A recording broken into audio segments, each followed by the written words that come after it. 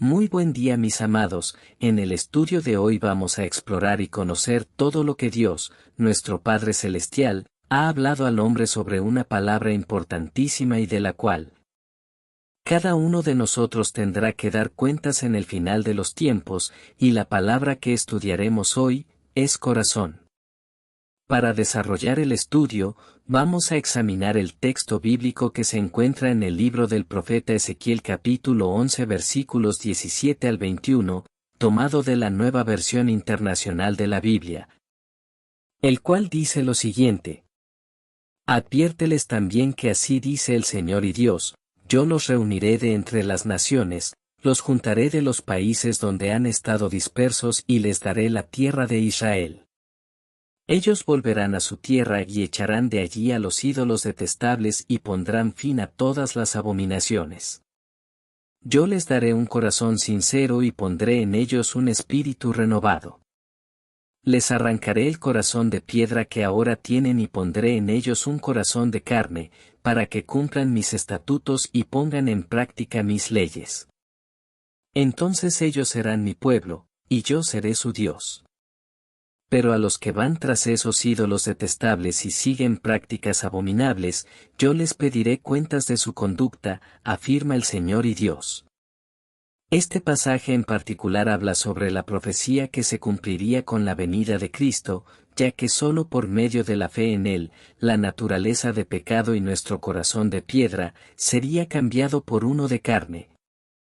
Y Dios restauraría nuestra relación con Él, dándonos de su Espíritu, permitiéndole a todo aquel que creyere en el testimonio de Jesús, tener nuevamente vida espiritual y una relación con Dios.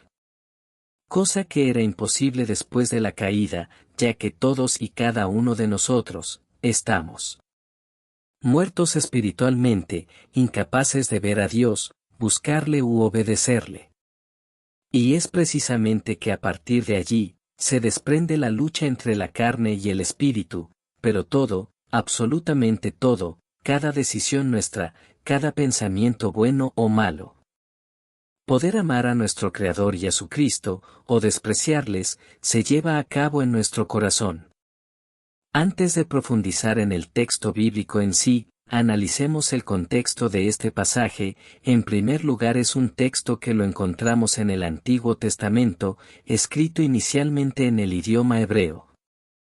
Y ya que este idioma no posee vocales, su pronunciación en este tiempo actual resulta prácticamente imposible de verificar, y para el estudio a nivel teológico de estos textos del idioma hebreo, se realiza lo que se conoce como la transliteración, que es un método de representar los signos de un sistema de escritura mediante los signos de otro, basándose en la similitud fonética.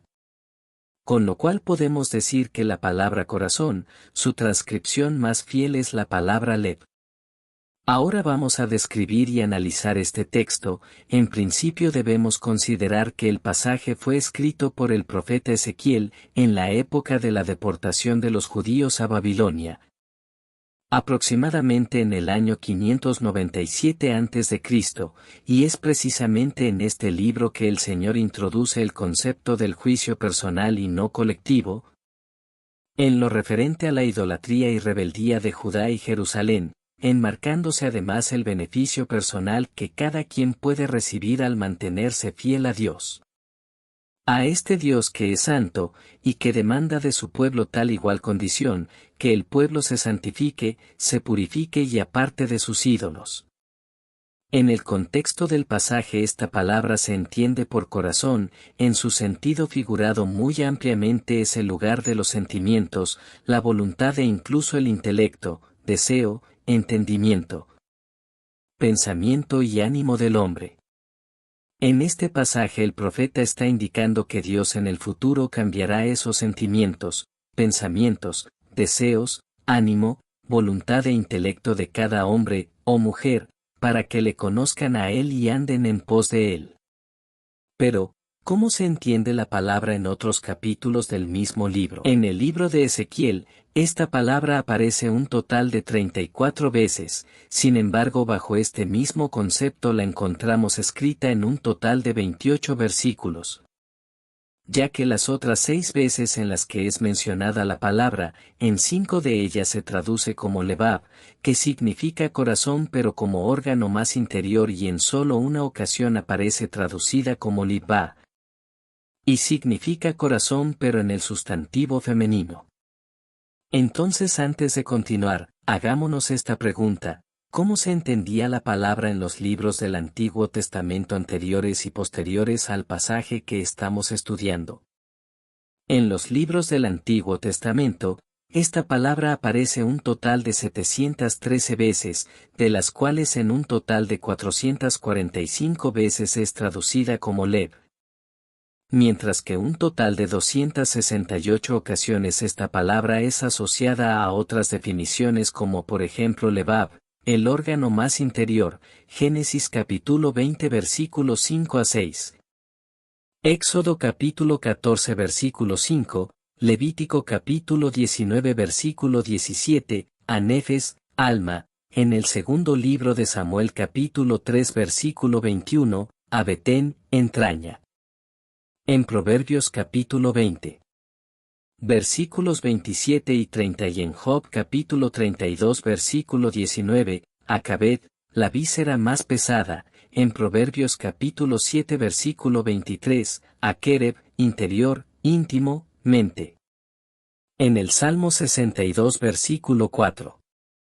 Podemos ver cómo a lo largo de todo el Antiguo Testamento, esta palabra siempre ha significado en esencia lo mismo: el lugar de donde proceden los deseos y pensamientos, la voluntad.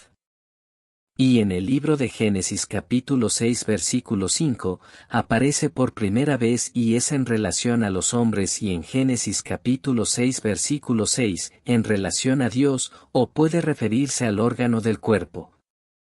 En Éxodo capítulo 28 versículo 29, se tiene como el centro de las emociones en Deuteronomio capítulo 6 versículo 5. Y se le traduce como el centro del conocimiento y de la sabiduría y sinónimo de mente, cuando los verbos conocer y saber acompañan a lev en los libros de Deuteronomio capítulo 8 versículo 5.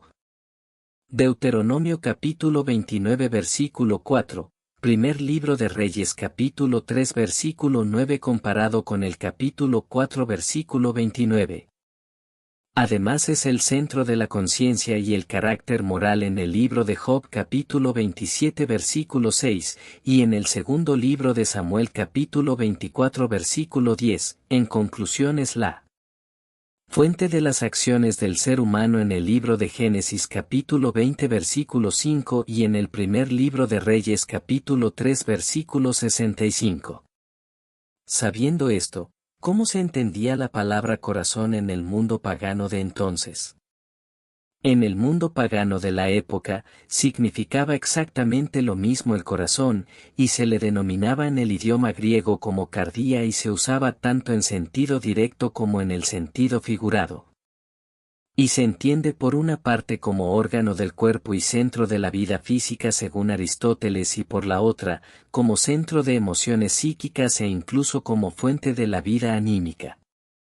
En algunos casos se aplica a la naturaleza en los significados de interior de la madera, meollo de las plantas, ya que cardía siempre significa el centro, lo más íntimo tanto de hombres, como de animales y plantas. En Homero y en los trágicos, Esquilo, Sófocles y Eurípides, cardía tiene un significado más amplio, indica no solo el centro corporal sino también el anímico y espiritual del hombre.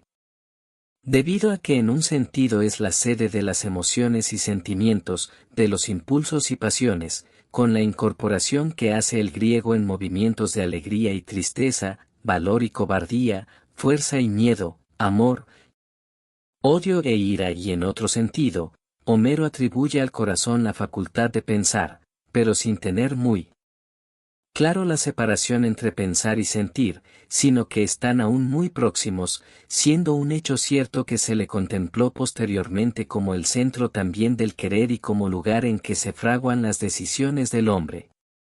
Resultando así que la palabra corazón, tanto en el Antiguo Testamento como en el Nuevo Testamento, tiene el mismo significado, el centro de donde proceden los pensamientos y los deseos del hombre. Es allí donde o se es obediente a Dios o se es rebelde e infiel a Él. Lo cual fue exactamente lo mismo para esa época y sigue siendo igual en nuestros días. La interpretación de esta palabra no difiere en lo absoluto del Antiguo Testamento respecto al Nuevo Testamento, en el contexto griego. Ya que en él reside la vida interior y el meollo de la persona, es el lugar donde Dios se manifiesta al hombre. No es común el uso de cardía como órgano del cuerpo donde reside la fuerza vital, sino más bien como sede de la vida corporal y espiritual, las fuerzas del espíritu, el entendimiento y la voluntad uno. El corazón es quien contiene al hombre interno, al hombre real. Pero, ¿qué es lo que realmente este texto bíblico del libro de Ezequiel nos recomienda? Volver nuestros pensamientos a Dios. Dejar de lado todo lo aprendido, todo lo vivido y volver al Señor quien nos guiara conforme a la verdad de su palabra para que seamos verdaderamente sus hijos amados. Si no entendemos que es en nuestro corazón que podemos verdaderamente glorificar a Dios, no estamos haciendo nada. Dios no se complace de ritos o de normas religiosas, pero en cambio sí se complace de lo que hay allí en nuestro corazón. Es en esa intimidad, en ese secreto y oculto lugar donde interviene su Espíritu Santo y trata con nuestro carácter, voluntad y condición. Por ende el Evangelio plasma la necesidad de que debemos creer en nuestro corazón todo lo que se habla de Jesús en las Escrituras y confesarlo, solo así seremos salvos. Si nuestro corazón aún no se rinde ante Dios y a su Hijo, Jesucristo, es imposible que en nuestras vidas ocurran cambios o podamos experimentar la clase de vida que Dios quiere para nosotros. Cada pensamiento nuestro, cada deseo, cada sentimiento debe haber sido tratado, moldeado y filtrado a través de la palabra de Dios y del poder de su Espíritu Santo, si no realmente no habremos nacido de nuevo. Si este video te ha ayudado a comprender un poco más sobre el mensaje de la salvación y el plan de Dios, dale like, suscríbete y comparte. Nos vemos en un próximo episodio. Dios te bendiga grandemente.